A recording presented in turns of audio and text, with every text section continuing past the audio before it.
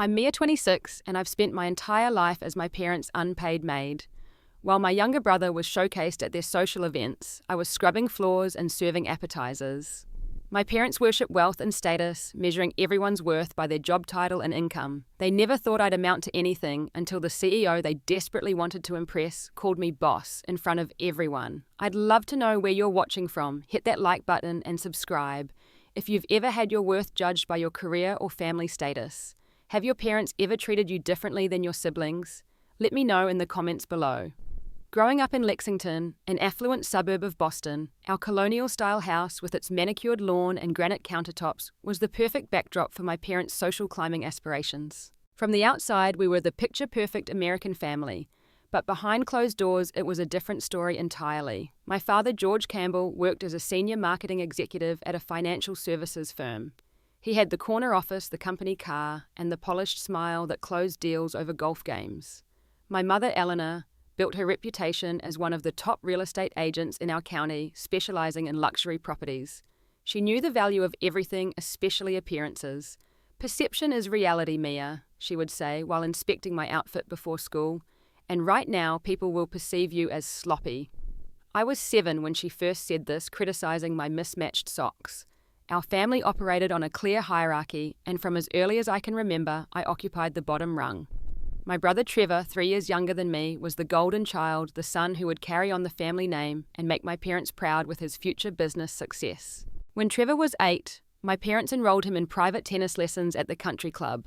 "Networking starts young," my father explained as he bought Trevor expensive tennis gear. That same weekend, I was given a new set of cleaning supplies for my room and instructed on the proper way to dust the bookshelves.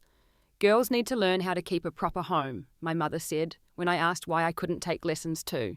"Besides, you're not exactly athletic material, honey." She patted my slightly chubby arm with a sympathetic smile that never reached her eyes. By the time I was 12, I had a regular schedule of chores that kept me busy every day after school and most weekends. Meanwhile, Trevor's schedule was filled with sports music lessons and enrichment activities that my parents eagerly supported. The disparity was particularly evident during our extracurricular activities. My parents never missed a single one of Trevor's baseball games. They would sit in the bleachers cheering loudly, my father filming every at-bat while my mother organized the team snacks. But when I qualified for the state mathematics competition in 7th grade, neither of them attended. "We have an open house that day, sweetie," my mother said, barely looking up from her planner. "You understand how important this listing is, right? Take the bus home when you're done." I did understand. I understood that nothing I achieved academically would ever be as important as Trevor's athletic mediocrity or my parents' professional obligations. The summer before Trevor's 16th birthday, my parents could talk of nothing else. They spent weeks debating what car to buy him, eventually settling on a new Honda Civic Practical, but nice enough to impress his friends. When my 16th birthday had come around 7 months earlier, I received a premium vacuum cleaner and a set of high-end cleaning products. "These will prepare you for adulthood," my mother had said cheerfully as I stared at the vacuum where I had hoped to find car keys. Quality tools make all the difference when maintaining a home. That night, I cried silently in my bedroom, careful not to let them hear. I had learned early that showing disappointment only led to lectures about being ungrateful and difficult.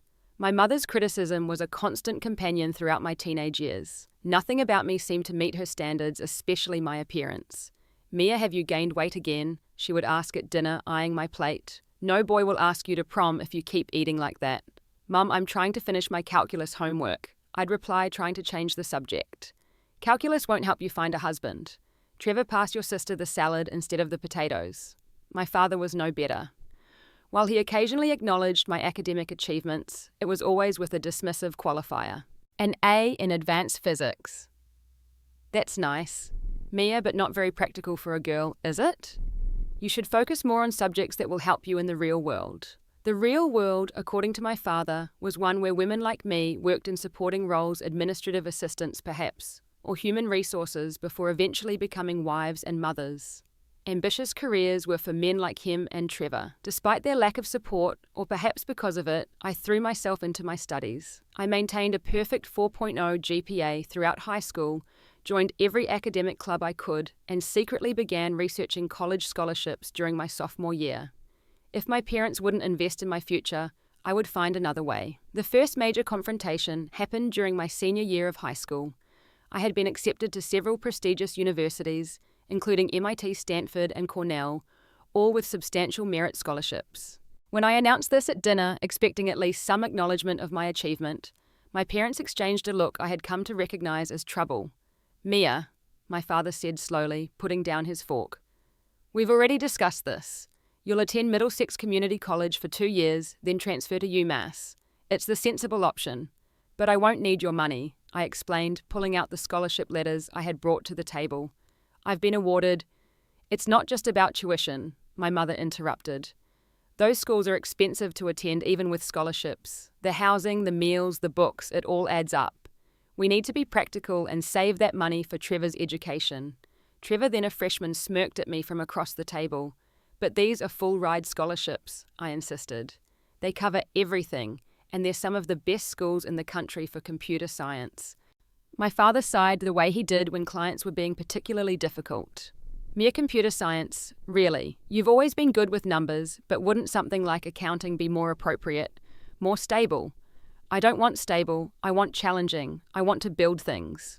"What you want," my mother said sharply, "is to be realistic about your future. We're not supporting this fantasy of yours to run off to MIT and play with computers. That's final." I looked at their immovable expressions and made a decision that would change the course of my life. I would go to MIT with or without their blessing. I had already secured the scholarships, and I would figure out the rest. For the first time, I would defy them openly, not just in the small private rebellions I had harbored over the years. "Then I'll do it without your support," I said quietly. The silence that followed was deafening. "Excuse me," my father finally said. "I said I'll go without your support. I've been accepted. I've earned the scholarships. I'll figure out the rest on my own." What followed was 2 hours of arguments, threats, and finally emotional manipulation. They invoked family loyalty, financial responsibility, and even tried to make me feel guilty about abandoning them. But I had spent too many years swallowing my ambitions, and I wouldn't do it anymore. That night changed our family dynamic forever. My parents didn't speak to me for 2 weeks afterward, creating an icy silence in our house that even Trevor found uncomfortable. When they finally did start speaking to me again, it was with a cold detachment that made their previous dismissiveness seem warm by comparison. "If you insist on making this mistake," my father finally said one evening, "don't expect us to bail you out when it doesn't work out." I looked him directly in the eyes, finding a confidence I didn't know I possessed. "I won't need bailing out," and I meant it. September 2016 marked my first day at MIT and the beginning of my life beyond my parents' shadow. Moving into the dormitory with just 2 suitcases and a laptop, I felt both terrified and exhilarated. My roommate Julia arrived with her parents, who helped her unpack and decorate her side of the room, took her shopping for supplies, and tearfully hugged her goodbye. My parents hadn't even driven me to the bus station. "Are your folks coming later?" Julia asked innocently. "No," I replied, forcing a smile. They had prior commitments.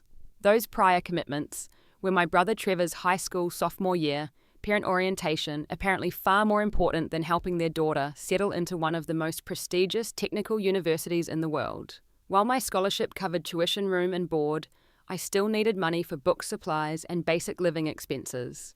Within my first week, I secured a job at the campus library, working 20 hours weekly. By the second month, I added another 15 hours tutoring underclassmen in calculus and physics. Despite working 35 hours a week on top of a full course load, I maintained perfect grades.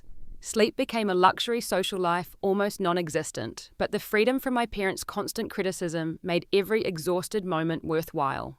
My calls home grew less frequent as the semester progressed. Each conversation followed the same pattern. My mother would ask cursory questions about my classes before launching into detailed updates about Trevor's latest achievements. His position on the varsity baseball team as a sophomore, his invitation to join the student council, the daughter of my father's boss, who had shown interest in him at a company picnic. "He's going to be taking SATs next year," my mother gushed during our November call. "Your father and I are looking into hiring the best prep tutor in the area. Princeton would be perfect for him, don't you think? The networking opportunities alone would be worth the investment." The irony that they were willing to invest thousands in Trevor's test prep, while I had been denied even basic support, wasn't lost on me. "Mum, I got a perfect score on my SATs without a tutor," I reminded her. Yes, well, that's different. You've always been good at tests. Trevor needs more support with these things. The dismissal was so casual, so automatic, that I could almost picture her waving away my comment. During my sophomore year, I discovered my passion for supply chain logistics and optimization algorithms in a computer science elective. The professor, Dr. Abernathy, noticed my enthusiasm and encouraged me to pursue a research project developing more efficient systems for inventory management. You have a natural talent for seeing patterns others miss, she told me after reviewing my initial prototype. This could have significant real-world applications. Her words stayed with me, a stark contrast to the dismissive comments I'd grown up hearing. For the first time, someone recognized potential in me that had nothing to do with my gender or family expectations. By junior year, my algorithm had evolved into a comprehensive software solution that could potentially revolutionize how companies manage their supply chains. I shared my idea with two classmates in my advanced programming seminar, Raj and Sarah, who immediately saw its potential.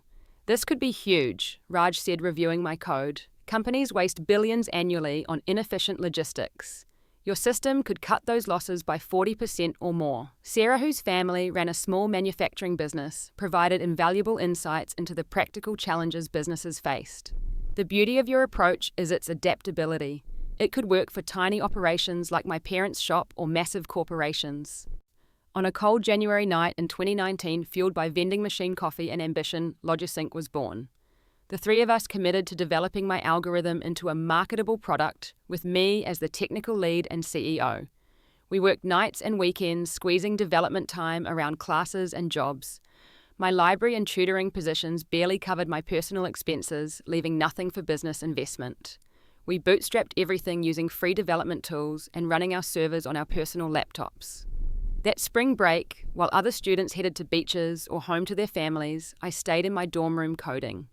My parents had made it clear that while I could physically come home for the holiday, I would be expected to contribute to the household by deep cleaning the entire house for their Easter dinner party.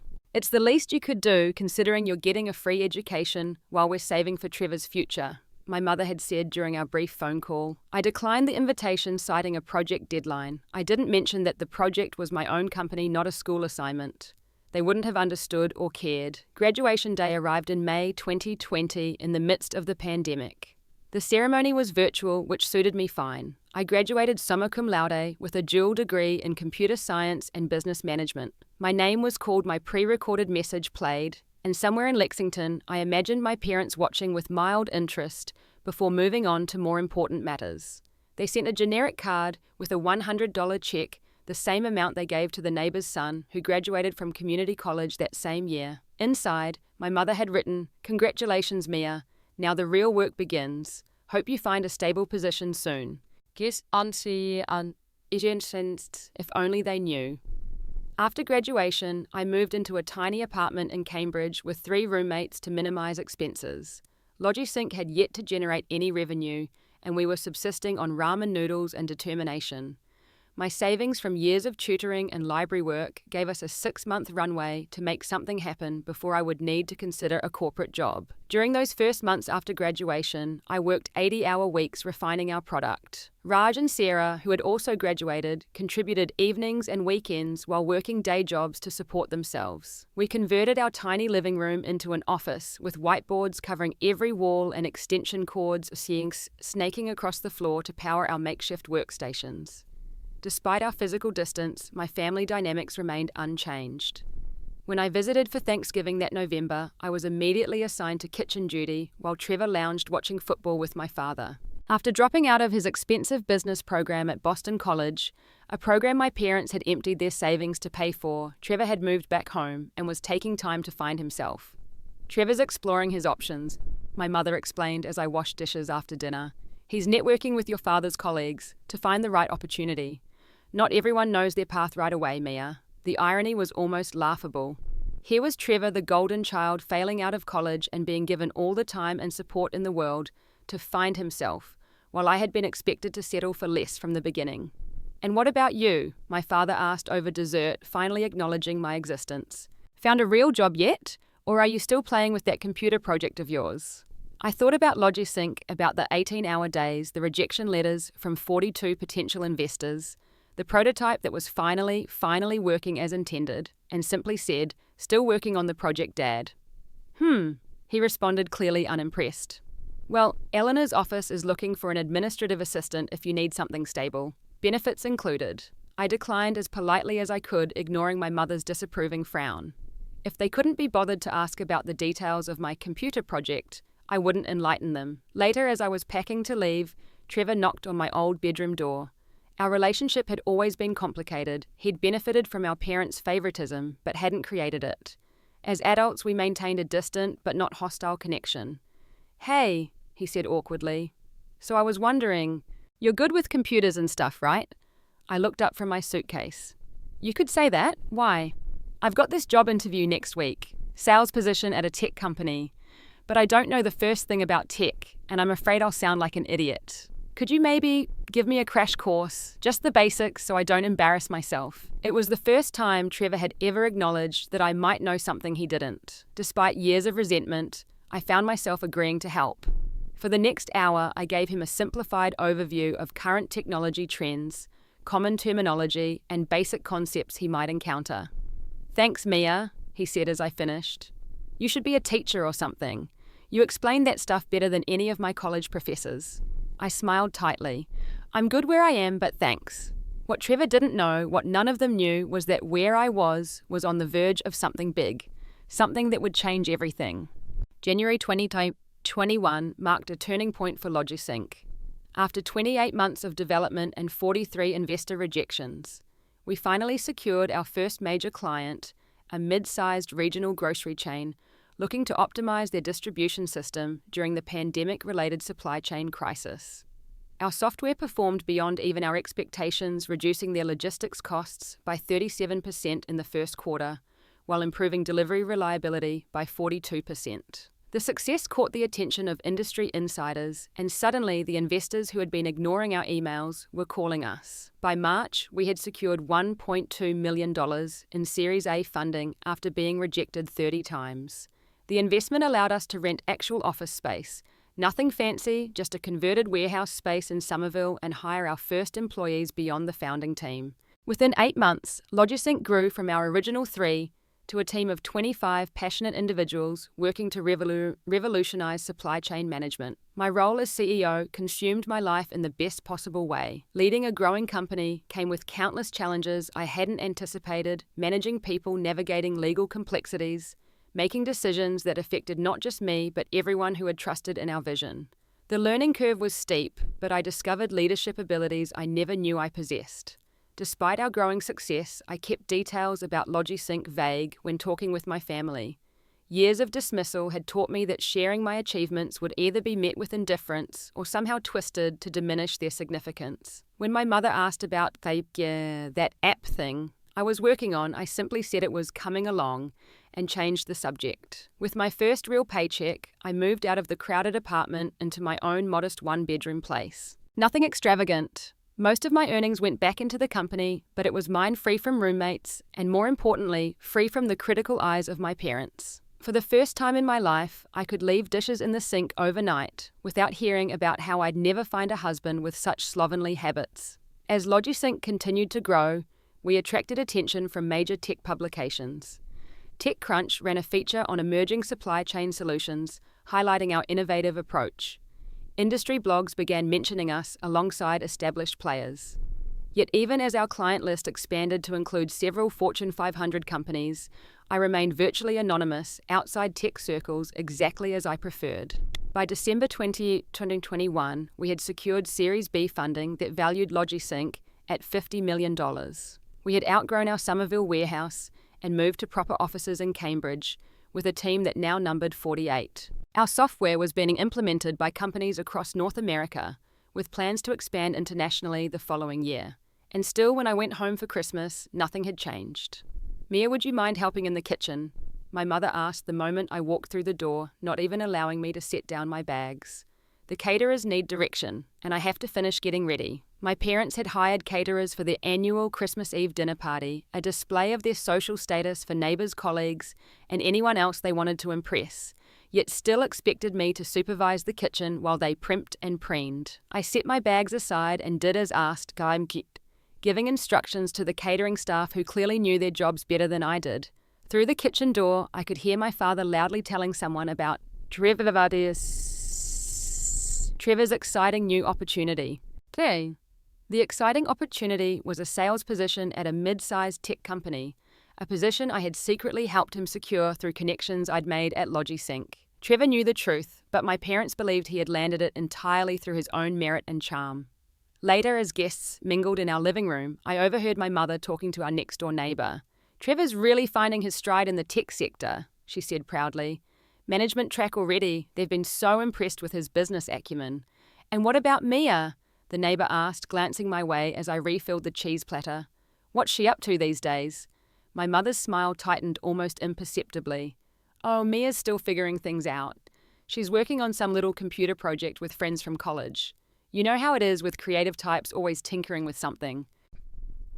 I had just closed a $12 million deal that morning, bringing our total valuation to nearly $80 million, but to my mother, I was still just tinkering. As I returned to the kitchen, I found Trevor loading dirty glasses into the dishwasher, a rare sight. "I heard what Mom said," he commented quietly, "about your little computer project." I shrugged, used to the dismissal. "It's fine." "It's not, though," he replied, surprising me. "I know enough now to understand what you've built, Mia. It's incredible. I've heard people at my company talking about LogiSync. They don't know you're the founder, obviously, but they're desperate to get a demo of your software." I stared at him, not sure how to respond to this unexpected support. "Why haven't you told them?" he asked, nodding toward the living room where our parents were holding court. "About what you've really accomplished." I considered the question carefully. Would it change anything? Would they suddenly respect me, or would they find a way to minimize it like they always have? Or worse, would they try to take credit, somehow pretend they supported me all along? Trevor winced, unable to deny the possibility. Maybe, probably, but at least they'd know. "I don't need them to know," I said finally. "I don't need their validation anymore." It was true, I realized as I said it. The little girl, desperate for her parents' approval, had grown into a woman who had found validation in her own achievements, in the respect of her peers and employees, in the success she had built, without any support from the people who should have been her biggest champions. But life has a funny way of forcing confrontations we try to avoid, as I would soon discover. May 2022 brought the date of my parents' annual spring networking dinner party, an event I had managed to avoid for the past 2 years by citing work commitments. This year, however, my mother had been unusually insistent. "It's non-negotiable, Mia," she said during our monthly phone call. "Your father has some important connections coming, and we need to present a united family front. Trevor will be there with his new girlfriend. You need to be there too." I considered making up an excuse, but something perhaps morbid curiosity about how long this charade could continue made me agree. "Wonderful," my mother said, sounding genuinely pleased for once. "Come early around 2. The house needs a thorough cleaning before guests arrive at 7. And there it was, the real reason for the insistence. They needed their maid service. When I arrived at 2 o'clock sharp that Saturday, my parents and Trevor were just leaving golf clubs loaded in my father's BMW. "Perfect timing," my mother called cheerfully from the passenger seat. "The cleaning supplies are in the usual closet. Focus on the bathrooms and kitchen first, then dust the living room. I've left the silver serving pieces on the dining room table, they need polishing. Oh, and the flowers for the centerpieces will be delivered around 4. Arrange those once you're done cleaning." "Where are you going?" I asked, though I already knew the answer. "Just a quick round of golf at the club," my father replied. "The Hayes family invited us to join them. Networking opportunity. We'll be back around 5 to get ready." The Hayes family. The name sounded vaguely familiar, but I couldn't place it. "Trevor's girlfriend is meeting us there," my mother added. "Melissa, her father, is the CFO at Bradson Financial. Lovely girl, perfect for Trevor." Of course she was. As they drove away, I stood in the driveway of my childhood home, a successful CEO worth millions on paper, preparing to spend my Saturday cleaning toilets for my parents' networking event. The absurdity of the situation hit me all at once, and I nearly got back in my car and left. But some stubborn part of me wanted to see this through, to witness firsthand just how far they would go in treating me like the help rather than their accomplished daughter. For the next 3 hours, I cleaned bathrooms, polished silver arranged flowers, and prepared the house exactly as my mother had instructed. By 5 o'clock, when my family returned laughing from their golf outing, the house was immaculate. "Oh, good, you finished," shh, my mother said, glancing around with a critical eye. "The guest bathroom soap dispenser is nearly empty. Make sure to refill it. And the flowers could use more balance on the left side." No thank you. No acknowledgement of the work I'd done. Just criticism and more instructions. "I need to get ready," I said, picking up my overnight bag.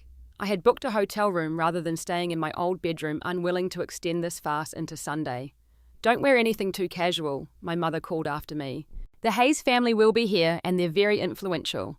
There was that name again. Hayes. Why did it sound familiar?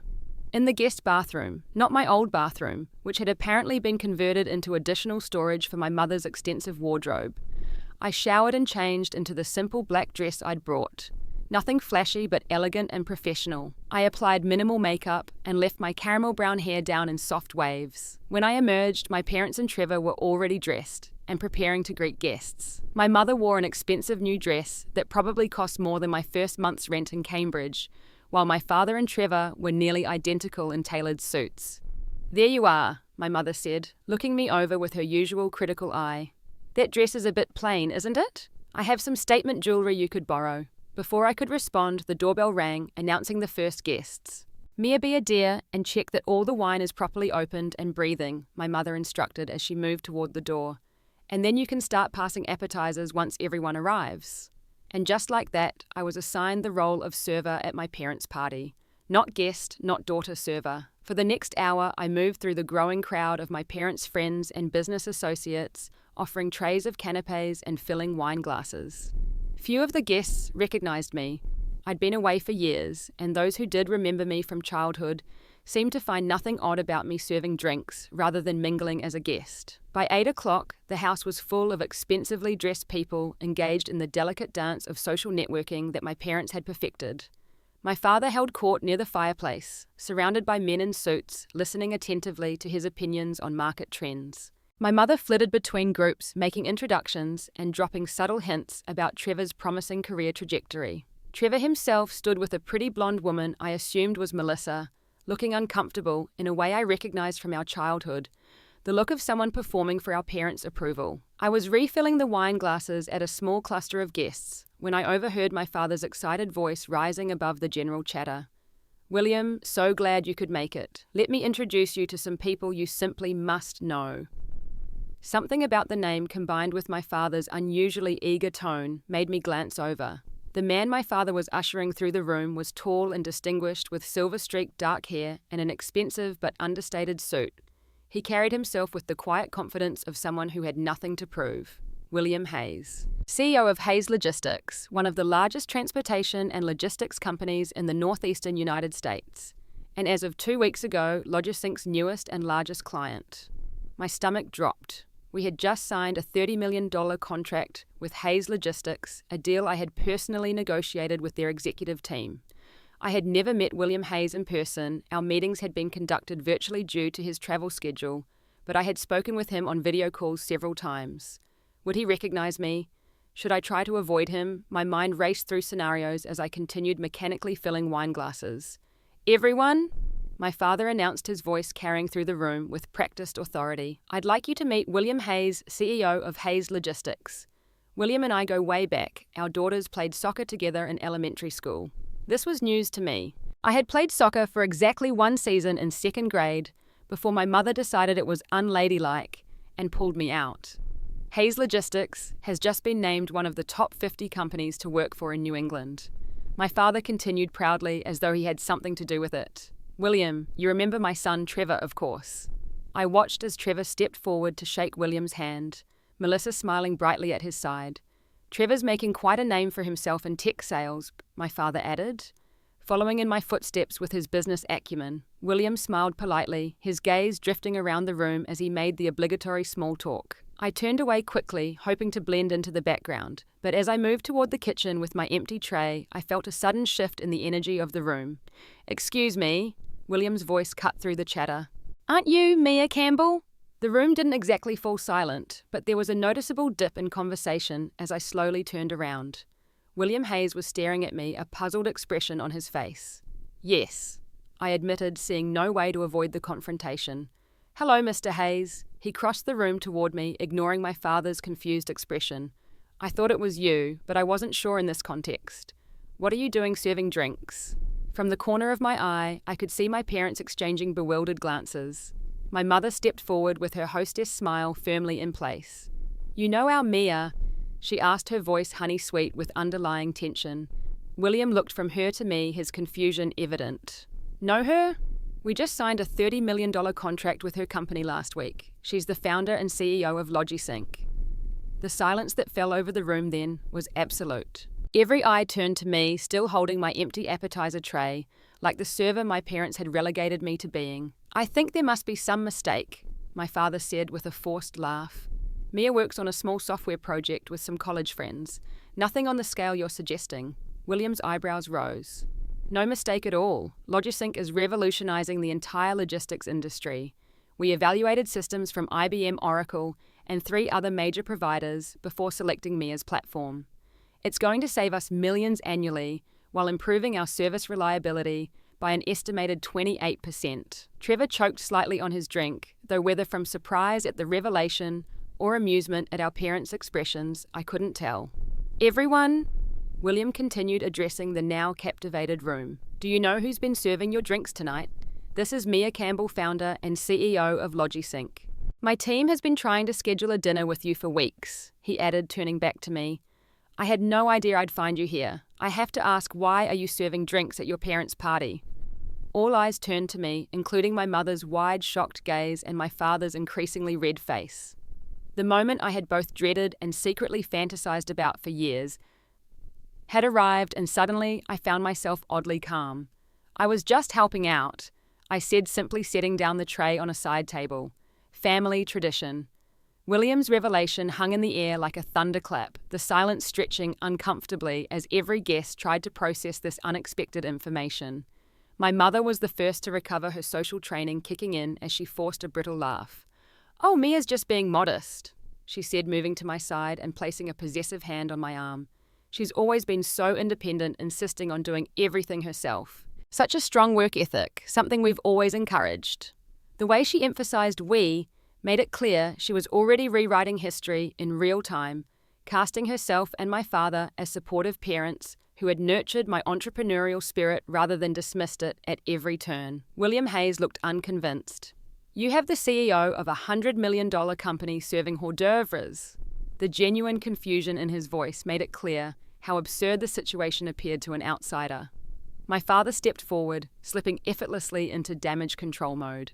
Mia knows she doesn't have to help out, but she insists. That's just the kind of daughter she is. We've always supported her little business ventures. Little ventures? William repeated, eyebrows raised. Your daughter's company is revolutionizing logistics software. We chose LogiSync over IBM and Oracle after 6 months of competitive evaluation.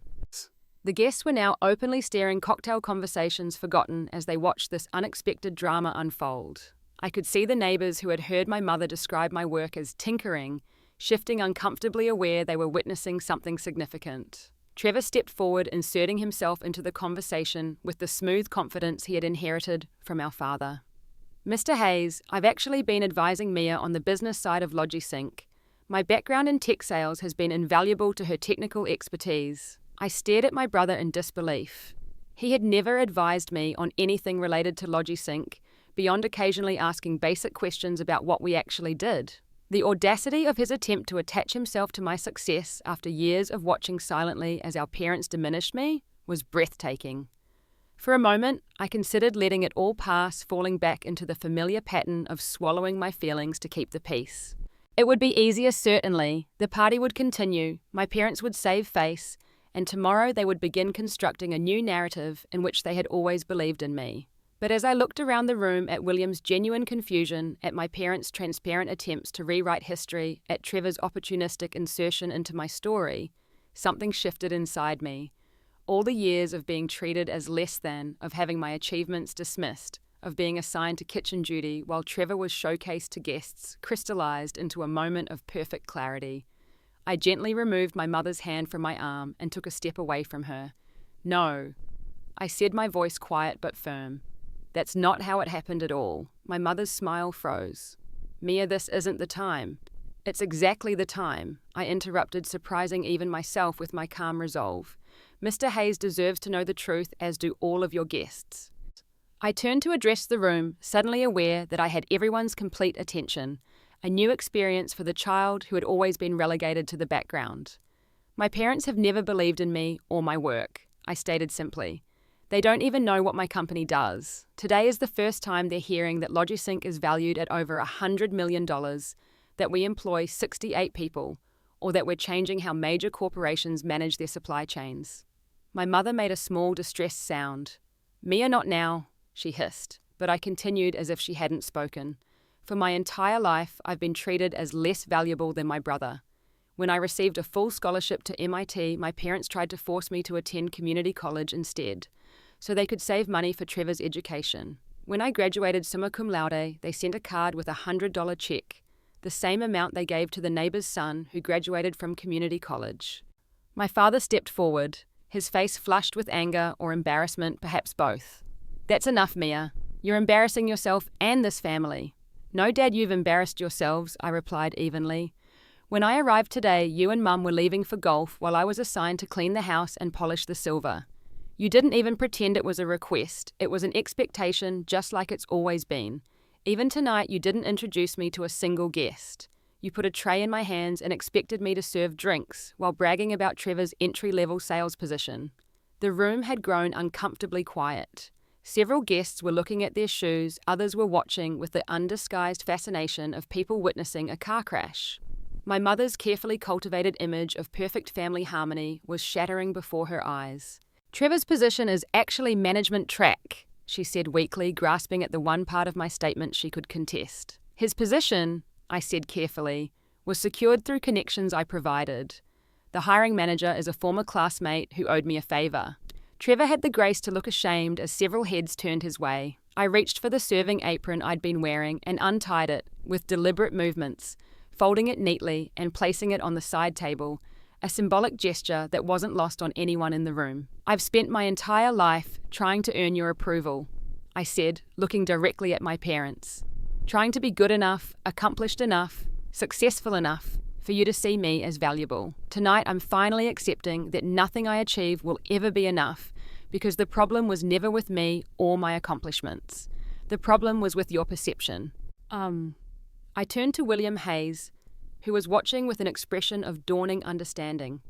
"Mr. Hayes, I apologize for this awkward situation. I would be happy to discuss the implementation timeline for your company over a proper business dinner sometime next week." He nodded, a hint of admiration in his eyes. "I'd like that very much, Ms. Campbell. Now, if you'll excuse me." I continued addressing the room at large, but focusing on my stunned parents. "I think it's time for me to leave. Thank you for a revealing evening." As I moved toward the door, William fell into step beside me. "I'm heading out as well," he said quietly. "Would you like a ride somewhere?" Aware that every eye in the room was still on us, I nodded. "That would be appreciated, thank you." Neither of my parents moved to stop me as we walked out the front door. The last thing I saw before it closed behind us was Trevor's face, a complex mixture of shame, respect, and something that might have been regret. In William's sleek Audi driving away from my childhood home, I finally allowed myself to release the breath I felt like I'd been holding for 26 years. "I apologize again for the scene back there," I said as we pulled away from the curb. "That was unprofessional of me." William shook his head. "On the contrary, what I witnessed was someone finally standing up for their worth after years of being undervalued. There's nothing unprofessional about that. Still, mixing personal and business matters is sometimes unavoidable," he finished for me. "We're human beings, first business, people second. I respect you more now, knowing what you've overcome, not less." We drove in silence for a moment before he spoke again. "Where can I take you?" "The Marriott downtown," I replied. "I booked a room for the night." "Perfect. That gives us time to discuss the actual business we should be focusing on," William said. "Our team is excited about implementing your system, but I have some questions about the timeline."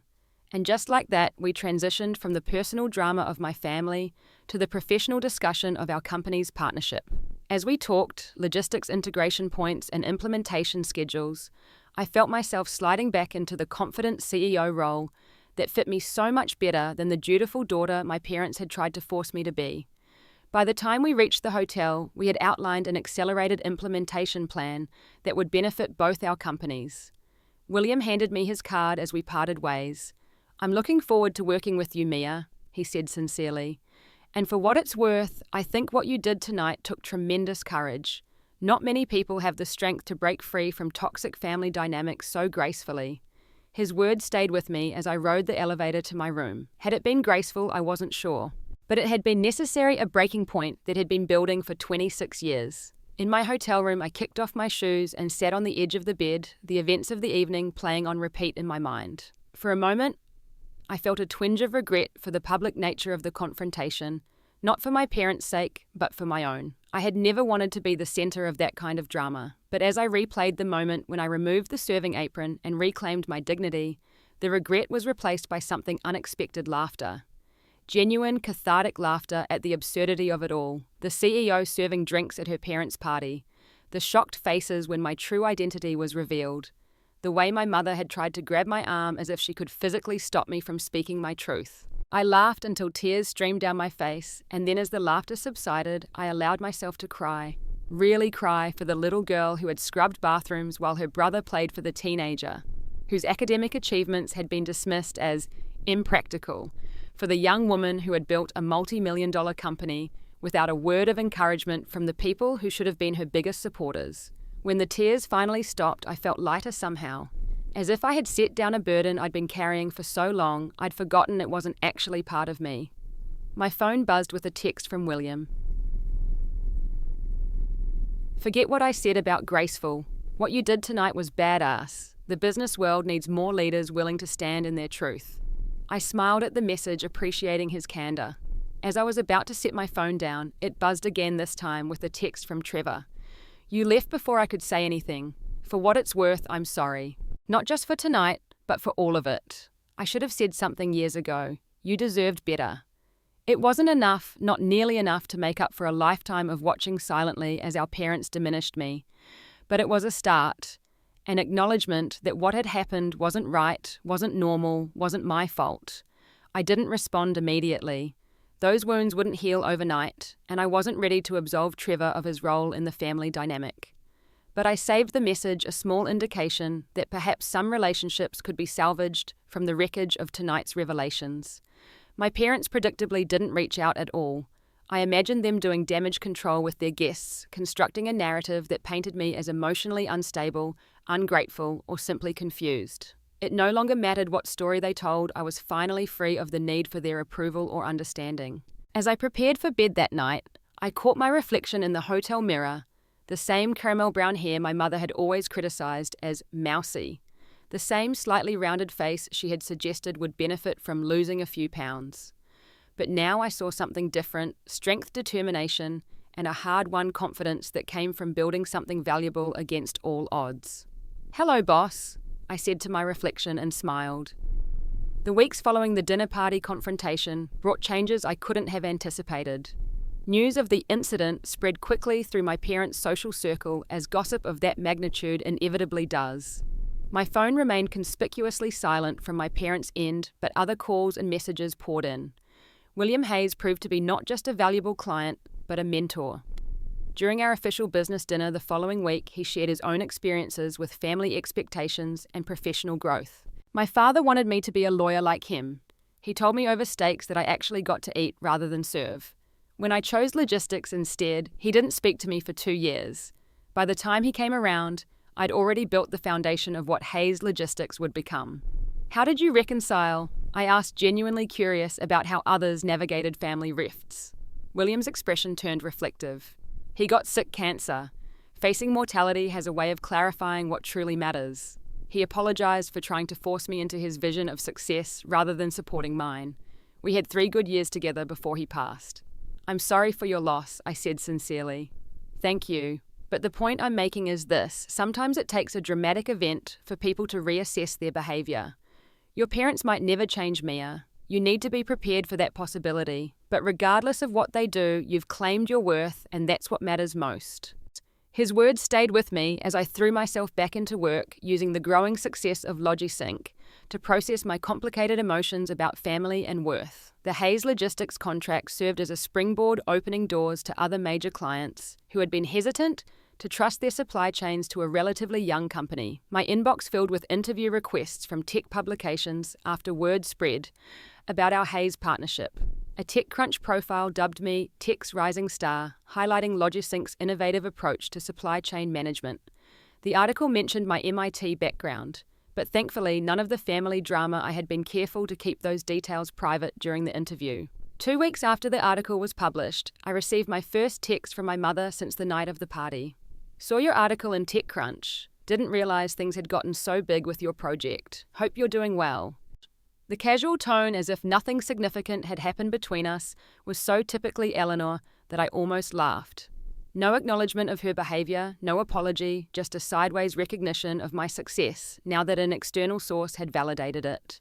I didn't respond immediately, unsure what I wanted this relationship to look like moving forward. Part of me wanted to maintain the clean break to build my life without the constant undercurrent of their disapproval.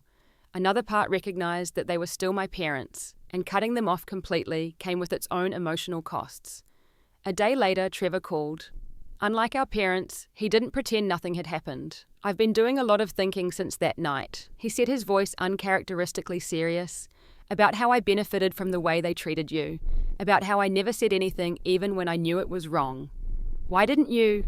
I asked the question that had lingered for years, finally finding voice. There was a long pause before he answered. Fear mostly. Fear of becoming the target instead of the golden child. Fear of losing their approval. It was selfish, and I'm sorry. His apology felt genuine, free from the justifications and excuses I'd grown accustomed to hearing from my family. It wasn't enough to erase the past, but it was something real to build upon. I'm not asking for forgiveness, Trevor continued when I didn't immediately respond. I just wanted you to know that I see it now, all of it, and I'm trying to be better. Are you still living at home? I asked, changing the subject slightly. No, I moved out last week, got my own place. Small, but it's mine, and I'm taking night classes in business administration, paying for them myself. The pride in his voice at this basic adult accomplishment would have been comical if it weren't so indicative of how our parents had failed to prepare him for real independence. That's good, Trevor. I'm glad you're finding your own path. Yeah, well, I had a pretty impressive example to follow, he said quietly. After that conversation, Trevor and I began rebuilding our relationship on new terms, not as the golden son and the servant daughter our parents had cast us as, but as adults finding our way toward a more honest connection. It wasn't always smooth, and years of ingrained patterns didn't disappear overnight, but each interaction felt more authentic than our entire childhood relationship had been. My parents were a more complicated matter. 3 weeks after the TechCrunch article, they requested a meeting at a neutral location, a cafe halfway between their home and my apartment in Cambridge. I agreed, setting clear boundaries about the purpose and duration of the meeting. Eleanor arrived first, my father joining us 5 minutes later with the slight delay that had always been his power move in business negotiations. They looked older somehow, as if the events of the past month had accelerated their aging. You look well, my mother began after we'd ordered coffee. Success agrees with you. Thank you, I replied simply, waiting to see where they wanted to take this conversation. My father cleared his throat. We've been doing some reflecting since the incident at the dinner party. Perhaps we didn't always give your achievements the recognition they deserved. It was as close to an admission of fault as I had ever heard from George Campbell, though noticeably free from any actual apology. Perhaps, I echoed, unwilling to make this easier for them. We always wanted what was best for you, Mia, my mother added, reaching across the table as if to take my hand before thinking better of it. Maybe we didn't always show it in the right way, but everything we did was out of love. Was it, I asked, keeping my voice level, was it love when you told me my academic achievements were impractical, when you gave me cleaning supplies for my 16th birthday while Trevor got a car, when you had me scrubbing bathrooms before your dinner party while you went golfing? They exchanged uncomfortable glances. We may have had traditional views about gender roles, my father began, but I cut him off. This wasn't about traditional values. This was about assigning different worth to your children based on gender. This was about showcasing Trevor while hiding me away. This was about valuing status and appearances over actual accomplishment. My directness clearly made them uncomfortable, but I continued. I don't need you to understand why your behavior was harmful. I don't even need you to apologize, though. That would be the decent thing to do. What I need is for you to understand that our relationship moving forward will be different. I won't be your maid. I won't be the invisible daughter. I won't swallow my accomplishments to protect your egos or Trevor's feelings. My mother's eyes filled with tears, whether genuine emotion or her usual manipulation tactic, I couldn't tell. Of course not, sweetheart. We're so proud of what you've accomplished. We want to be part of your life. We always knew you were special, my father added. We just didn't realize how your talents would translate to business success. It was the beginning of their attempt to rewrite history, to cast themselves as supportive parents who had always believed in me. I had anticipated this and was prepared. That's not true, I said calmly. You never believed in me or my potential. You dismissed my interests, minimized my achievements, and treated me as less valuable than Trevor. I have the receipts, as they say, years of emails, text messages, and witness behaviors that tell the real story. My father's expression hardened at the implicit threat. Are you planning to expose us in some way to punish us publicly? No, I replied honestly. I have no interest in public family drama, but I won't participate in a fictional narrative where you've always been supportive. We can build a new relationship based on mutual respect, or we can have no relationship at all. Those are the options. The rest of the meeting consisted of careful negotiations about what our relationship might look like moving forward.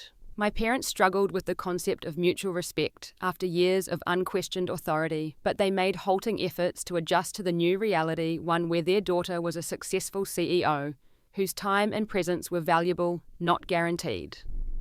We parted with tentative plans for a dinner the following month at a restaurant with me as a guest, not at their home, where old patterns might reassert themselves. It wasn't forgiveness exactly, but it was a willingness to explore what might be possible with new boundaries firmly in place. As spring turned to summer, Logisync continued its meteoric growth. We moved to larger offices in downtown Boston, our employee count reaching 100, with a company valuation approaching $250 million. Acquisition offers began appearing with increasing frequency, but I remained committed to maintaining control of the company I had built from nothing. My relationship with my parents evolved slowly, with occasional backsliding into old patterns that required firm correction. During one dinner at their home, the first I'd agreed to since the confrontation, my mother automatically handed me a stack of dishes as we finished the meal. "Mom," I said, calmly setting the dishes back on the table, "I'm a guest tonight. I don't work here." She flushed with embarrassment, catching herself in the unconscious reversion to our old dynamic. To my surprise, it was my father who intervened. "She's right, Eleanor," he said, standing and taking the dishes himself. "I'll help you clean up." The moment was small but significant, a visible shift in the family patterns that had seemed so immutable for most of my life. Trevor continued his own growth, completing his business courses and securing a legitimate promotion at work based on his own merits. Our relationship strengthened as he established his independence from our parents and developed his own identity separate from the golden child role he had been assigned. "They talk about you all the time now," he told me during one of our monthly dinners. "All their friends hear about is our daughter, the CEO, and how brilliant you always were." I laughed at the irony. 5 years of being treated like Cinderella, and now they're taking credit for my success. "It's messed up," Trevor agreed. "But maybe it's progress. At least they recognize your achievements now, even if they're trying to retrofit their role in them." He had a point. It wasn't the deeply honest reckoning I might have wished for, but it was the realistic outcome given who my parents were. They were unlikely to ever fully acknowledge the harm they had caused, but they had been forced to adjust their treatment of me in the present. Sometimes that's the most healing you can expect. As Logisync approached its 4th anniversary, I launched a foundation to support young women in STEM fields, particularly those from unsupportive family environments. The foundation provided not just scholarships, but mentorship, helping girls navigate the unique challenges of pursuing technical careers without family backing. During our first mentorship event, looking out at the faces of young women who reminded me so much of myself at their age, I realized how far I had come from the girl who had cleaned her parents' house while dreaming of a different future. "Your worth isn't determined by your family's recognition," I told them during my opening speech. "It isn't even determined by your achievements, though those will open doors. Your worth is inherent, unchangeable, and completely independent of external validation." They were words I wished someone had said to me all those years ago, words I had finally learned to tell myself. 3 years have passed since the night William Hayes recognized me at my parents' dinner party. Logisync has grown beyond my wildest expectations, now valued at over $800 million, with offices in 4 countries. I've declined multiple acquisition offers, preferring to maintain control of the company's vision and culture. My foundation has helped over 200 young women pursue STEM education and careers, providing the support and encouragement I never received. Watching these brilliant minds flourish, when given the right environment, has been as rewarding as any business success. Last month, I appeared on the cover of Forbes magazine under the headline, "Supply Chain Revolutionary: How Mia Campbell Built a Tech Empire from Scratch." The article detailed LogiSync's innovative approach to logistics optimization and my journey from MIT student to industry leader. It mentioned my foundation work, but at my request kept personal family details private. My parents framed the magazine cover and hung it in their living room next to Trevor's college graduation photo. It's a visible symbol of their gradual imperfect journey toward treating me with the respect I should have had all along. Our relationship has improved, though it will never be what it might have been had they supported me from the beginning. They still occasionally slip into old patterns, a critical comment about my appearance here, an assumption about my availability there. But now I address these moments directly rather than swallowing my feelings. Trevor has become an unexpected ally in maintaining boundaries. During a recent family gathering, when my mother began subtly criticizing my decision to remain single and focused on my career, Trevor intervened before I needed to. "Mom Mia's personal choices are hers to make," he said firmly. "She's built an incredible life on her terms, and that deserves respect, not judgment." The look of surprise on my mother's face was matched only by my own. The golden son challenging the family hierarchy was still a novelty even 3 years into our new dynamic. Last week, I hosted a dinner party in my penthouse apartment overlooking the Boston skyline, a gathering of friends, colleagues, and yes, family.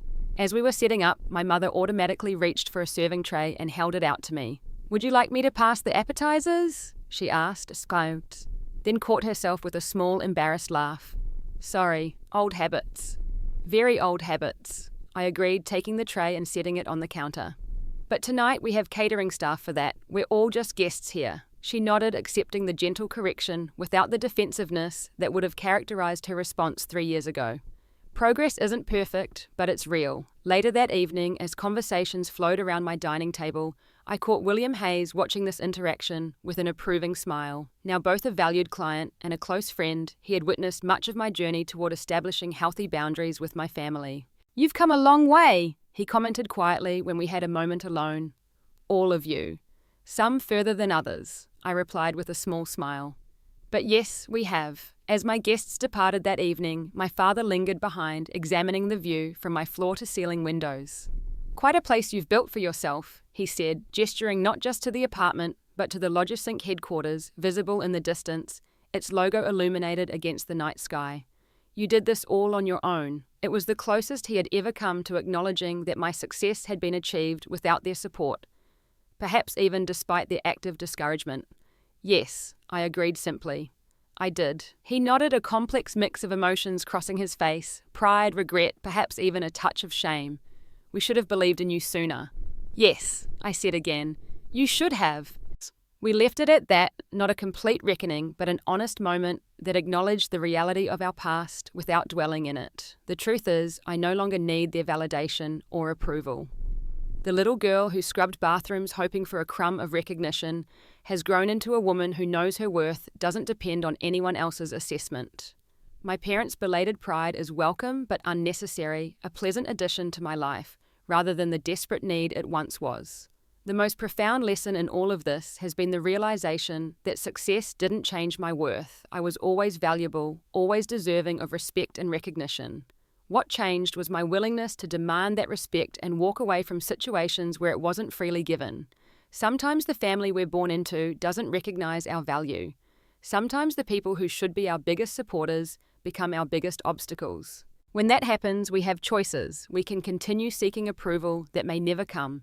We can diminish ourselves to fit their expectations, or we can build lives so undeniably successful that the world recognizes what our families could not see. I chose the third option, not out of spite or a desire for vindication, but because I believed in myself when no one else would. That belief, more than any business strategy or technical innovation, has been the foundation of everything I've built. If you're watching this and feeling unrecognized by those who should value you most, know that your worth isn't determined by their perception. Your talents are real, your dreams are valid, your potential is limitless. Sometimes you have to be your own champion until the world catches up to what you already know. You are enough exactly as you are. Thank you for listening to my story. If it resonated with you, please hit that like button and subscribe to hear more journeys of overcoming and transformation. Share this video with someone who might need to hear that their worth isn't determined by family validation.